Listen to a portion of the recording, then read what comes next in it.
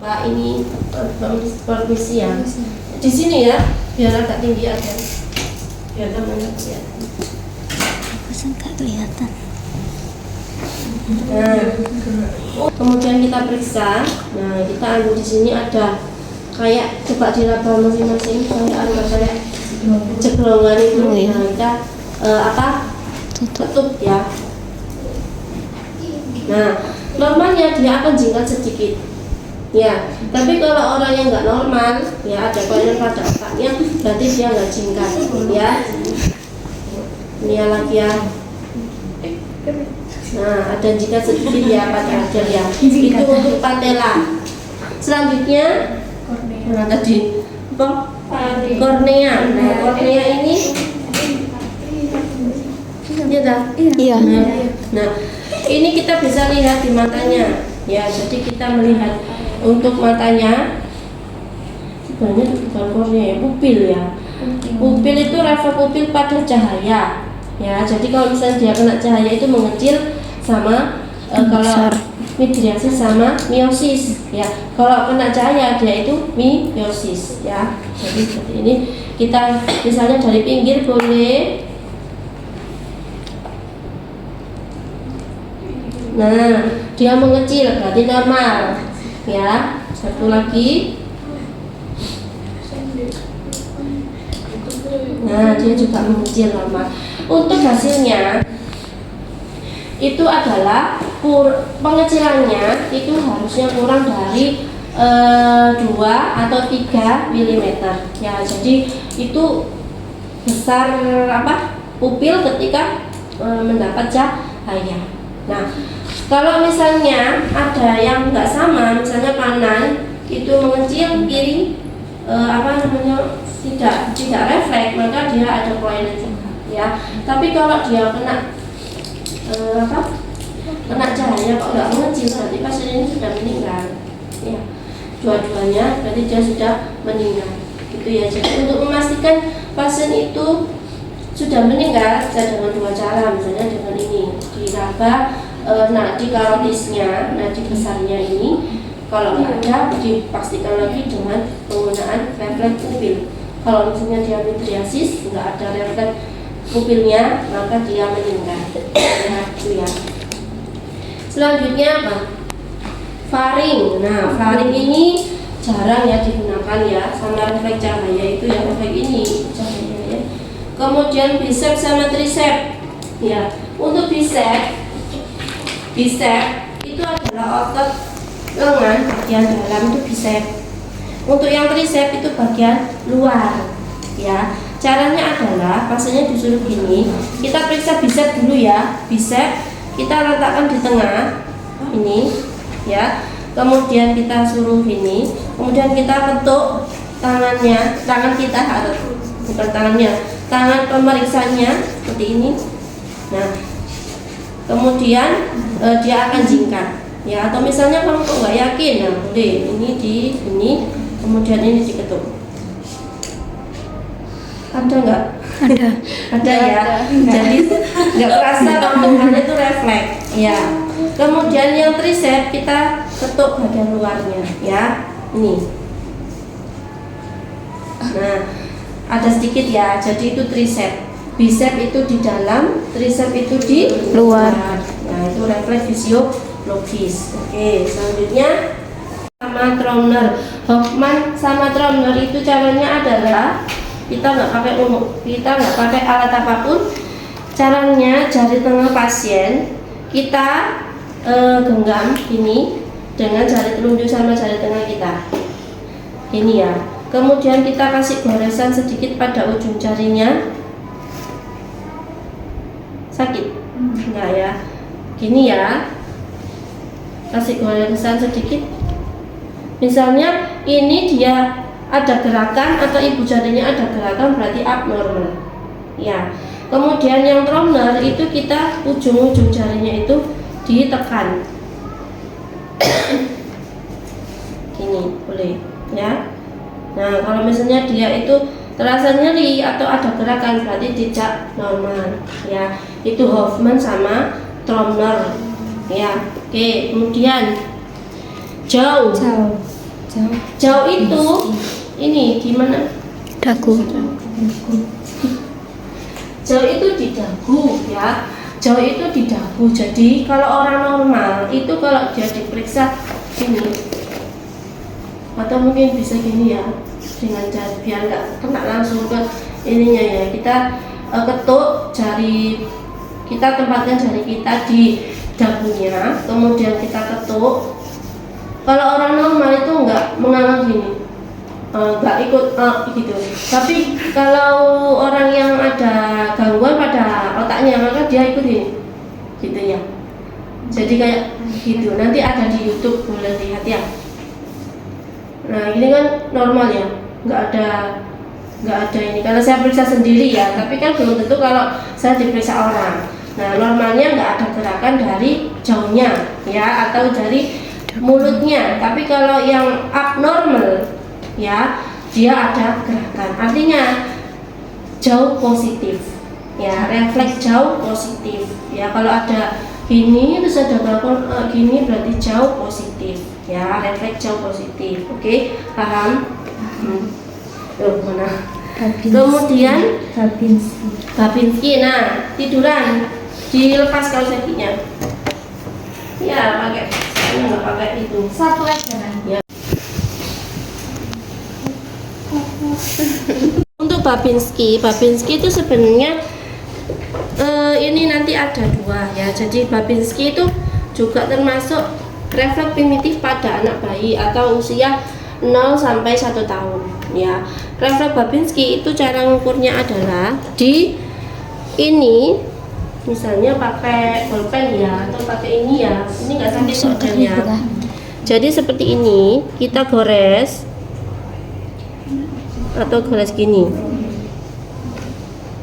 ya. Kalau misalnya keri. Enggak, saya enggak pria. Nah seperti ini ya. Jadi gini. Nah kalau dia itu refleksnya gini, itu dia normal. Tapi kalau dia gini, megar ya, dia tidak normal. Nah pada orang anak kurang 0 sampai 1 tahun itu normal, paham ya. Tapi kalau pada orang dewasa itu tidak normal ya, itu Babinski. Ini ya. Kemudian itu yang Babinski. Yang cadok itu adalah kita periksa gini. Tadi kan di telapak kakinya. Kalau yang cadok itu di bagian pinggirnya gini, di lateral kaki. Sama hasilnya. Kalau dia megar itu abnormal, berarti cadok positif. Seperti yang tadi Babinski juga, kalau dia megar berarti Babinski positif. Kemudian yang Oppenheim, maaf ya Del, buka sedikit ya.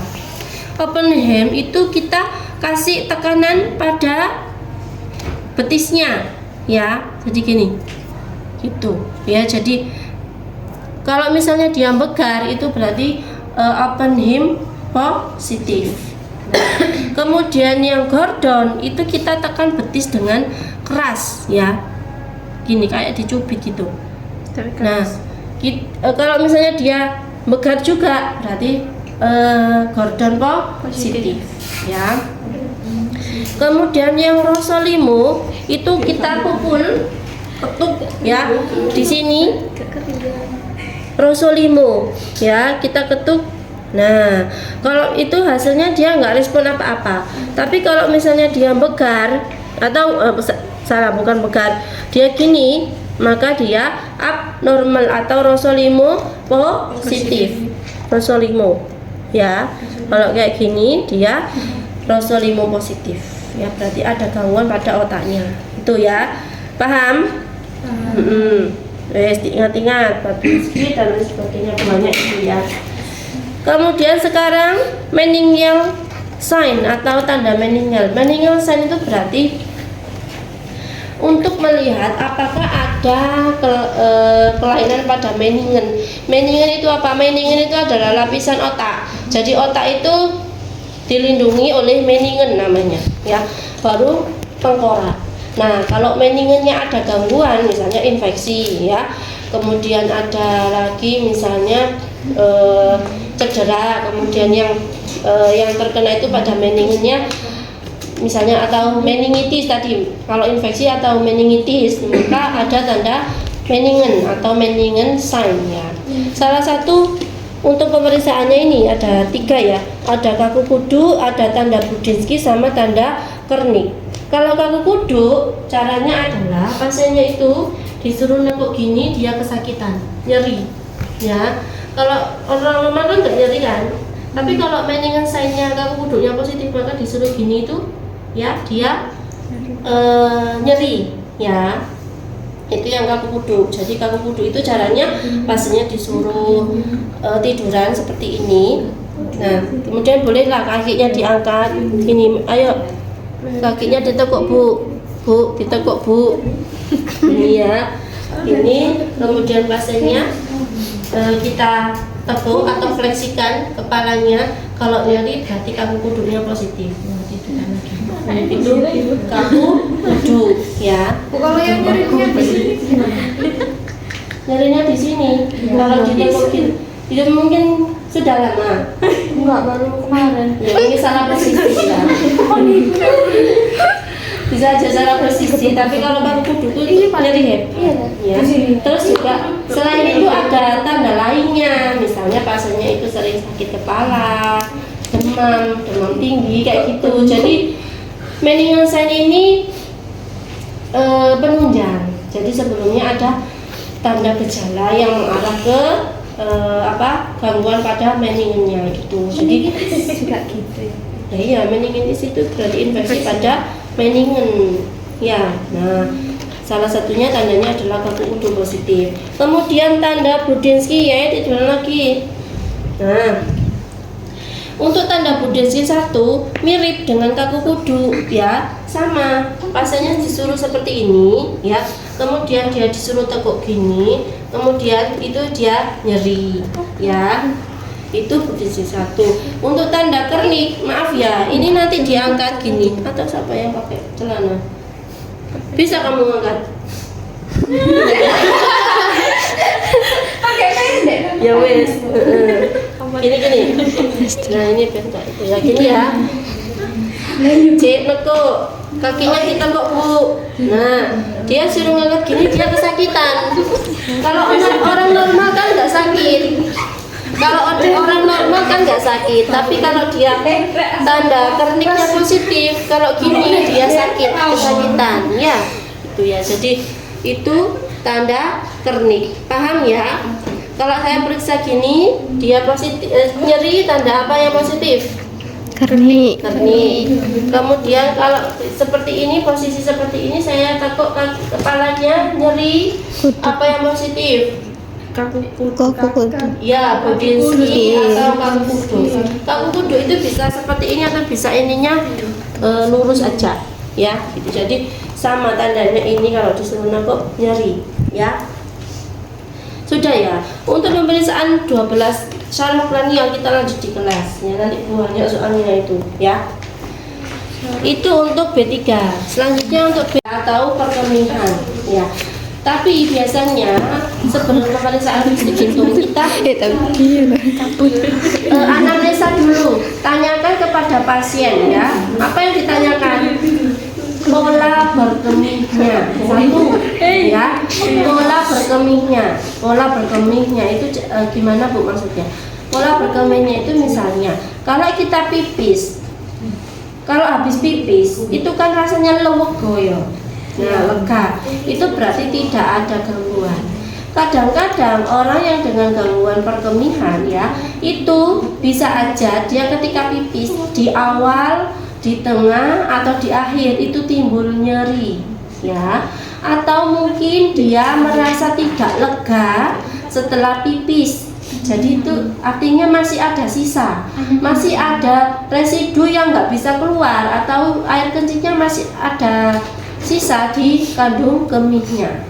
Kalau orang normal tidak ada gangguan pada perkemihannya atau tidak ada gangguan pada bladdernya, contoh ada batu ya, itu berarti dia ketika pipis itu merasa lega. Tapi kalau ada batu misalnya, batu di kandung kemih ya, atau di bladder itu biasanya batu itu kan ada yang melayang, ada tergantung jenis batunya ya. Komposisi batunya ada yang kalsium, ada yang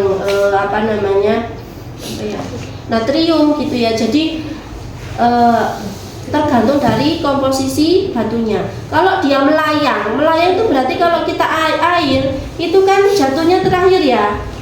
Ya, mengikuti gerak dari air ya. Berarti nyerinya itu berarti di akhir. Tapi kalau dia sifat batunya itu tenggelam, berarti dia itu bisa jadi di di awal berkemih dia itu merasa nyeri, sakit karena batunya ini tenggelam, karena dia kan menghalangi air kencing tadi itu untuk keluar melalui uretra. Nah, berarti itu yang ditanyakan dulu, itu pola berkemih, nyeri atau tidak. Kemudian pada saat berkemih itu panas atau tidak rasanya, merasa lega atau tidak setelah berkemih ya. Kemudian frekuensi berkemih ya. Frekuensi berkemih ditanyakan juga berapa kali dia dia itu pipis. Misalnya sekarang itu Mbak, saya itu nggak pipis sama sekali. Wah, berarti dia itu namanya anuria ya. Tidak bisa kencing sama sekali, anuria. Itu terjadi pada pasien gagal ginjal. Ginjalnya sudah tidak bisa memproduksi atau tidak bisa menyaring darah menjadi sisa-sisa metabolisme menjadi air kemih ya. Nah, terus kemana sisanya? Kembali ke tubuh lagi. Akhirnya pasien gagal ginjal itu dia bengkak-bengkak. Nah, itu ya. Jadi harus dicuci darah makanya ya. Kemudian kalau pipisnya sedikit, kalau misalnya orang kan kalau pipis itu kan ada kurang lebih 100 cc gitu ya, atau 150 cc. Misalnya kamu habis minum kopi atau minum teh, kadang pipisnya kan lebih banyak. Nah, karena itu ada kandungan teh sama kopi ada diuretiknya, sehingga pipisnya itu banyak. Tapi kalau kita puasa itu kan pipisnya sedikit-sedikit ya. Nah, itu namanya oliguri. Nah, kalau orang yang nggak puasa, dia minum normal ya, tapi pipisnya kok cerit-cerit aja.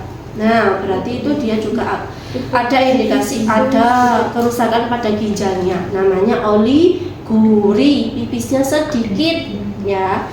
Itu ya. Karena pipisnya manusia itu bisa dihitung, ada rumusnya, yaitu 1 sampai 2 cc per kilogram berat badan per jam. Misalnya berat badanmu berapa, Del? 52, Terus ganti koma Del 53 misalnya. Berarti 1 jam, misalnya saya pakai 1 cc. 1 cc per kilogram berat badan per jam. Berarti Adel ini minimal 1 jam itu dia pipis itu 53 cc atau 53 mili.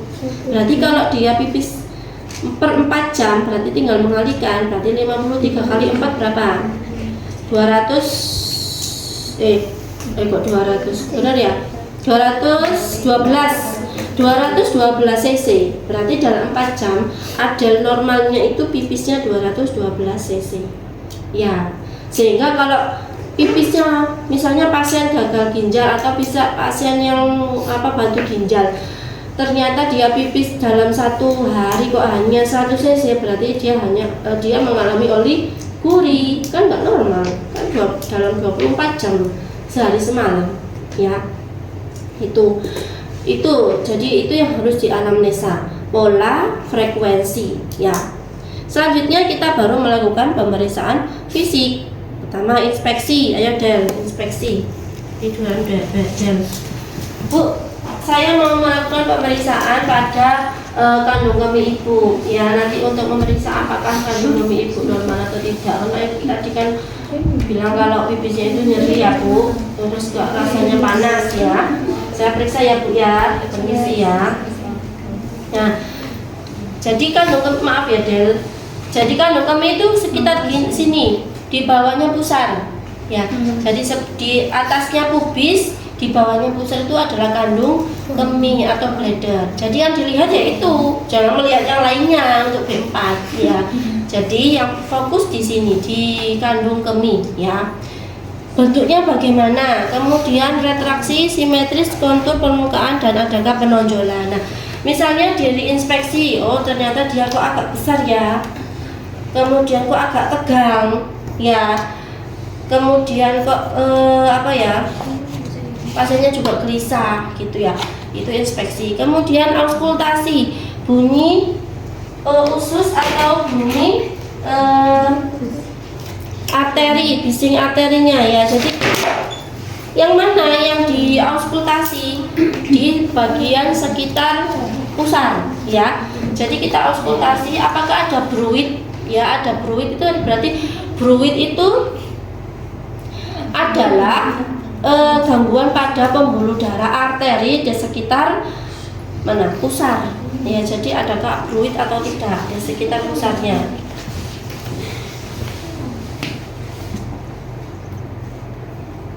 Nah itu ya, jadi kita melihat untuk bruitnya. Kemudian palpasi. Nah palpasi kita tekan untuk bagian kandung kemihnya ya. Jadi kita tekan seperti ini. Oh tegang nih. Tegang itu artinya kandung kemihnya penuh ya. Jadi pada pasien-pasien yang mengalami gangguan pada uretranya atau pada bladdernya ada batunya, biasanya dia nggak bisa pipisnya itu normal, sehingga masih ada penumpukan air kencing di bladdernya, sehingga kalau numpuk maka ininya kan membesar. Itu namanya adalah distended. Jadi kandung kemihnya distended atau tegang ya. Jadi kalau kita tekan gini, dia itu merasa nyeri ya, tuh ya, dia gelisah, pengen pipis nggak bisa gitu ya. Kita tekan seperti ini, bisa tekan ringan atau tekan dalam. Dalam itu berarti agak dalam ya. Oh ternyata sakit bu, sakit. Nah misalnya kayak gitu ya. Kemudian hepar, lien, ginjal sama kandung kemih. Nah heparnya kita juga bisa palpasi apakah ada. Hepar itu di bagian sini ya. Hepar itu di bagian sini, perut sebelah kiri ya. Jadi kita tekan seperti ini. Kita angkat sedikit, nekuk del. Maaf bu, kakinya ditekuk bu. Nah, kemudian dia disuruh angkat sedikit gini. Kemudian kalau ada penonjolan, berarti heparnya membesar. Karena ini bagian hepar ya. Nah ini berarti kalau ada penonjolan heparnya membesar. Sudah bu. Nah ya. Kemudian ginjal. Ginjal itu bisa seperti ini. Mohon maaf bu, miring ke sana ya bu. Bisa. Nah, kita palpasi ginjalnya ya. Ginjal itu sebelah sini. Paham ya? Ginjal sebelah sini. Ginjal ada dua, kanan sama kiri. Jadi sebelah sini sama sebelah sini. Kita periksa ya. Permisi ya bu. Nah misalnya dia nyeri ya, berarti ada gangguan pada ginjalnya, bisa infeksi atau lain sebagainya ya.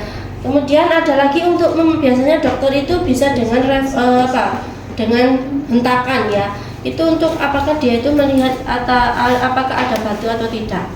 Bu Adel bisa duduk. Nah biasanya kalau ada batu di ginjalnya itu kalau maaf ya dia dipukul dikit ya, ya. Seperti ini dia nyeri ya. Nah dia nyeri. Kalau orang normal kan nggak nyeri, maksudnya nggak sampai nyeri gitu kan.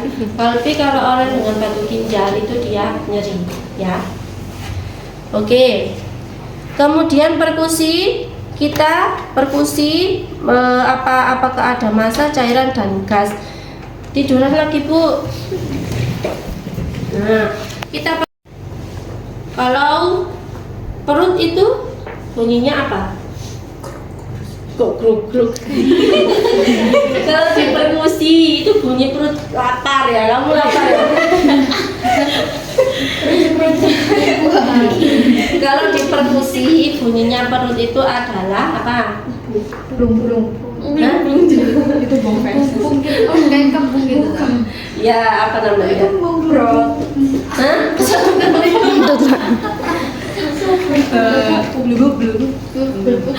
Ya apa namanya? Apa namanya? Gelembung. Ya bisa di PR ya. Jadi kalau dia itu isinya adalah cairan, ya isinya itu adalah cairan, itu berarti dia itu apa namanya, kalau di studi tadi kan isinya berarti ada banyak cairan, penumpukan urin di kandung kemih. Kalau dia perkusi sama, dia itu juga nyeri. Kemudian ada juga namanya suaranya adalah kak ya, pekak. Jadi nah itu ya, jadi apa namanya, dia kayak ada cairan gitu ya.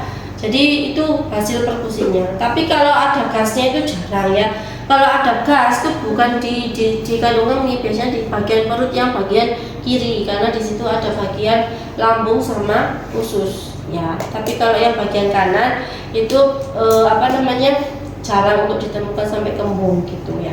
Karena di situ bagiannya adalah appendix sama di sini ada hepar ya. Oke, sudah? Ada lagi yang ditanya, ada yang mau ditanyakan? Cukup?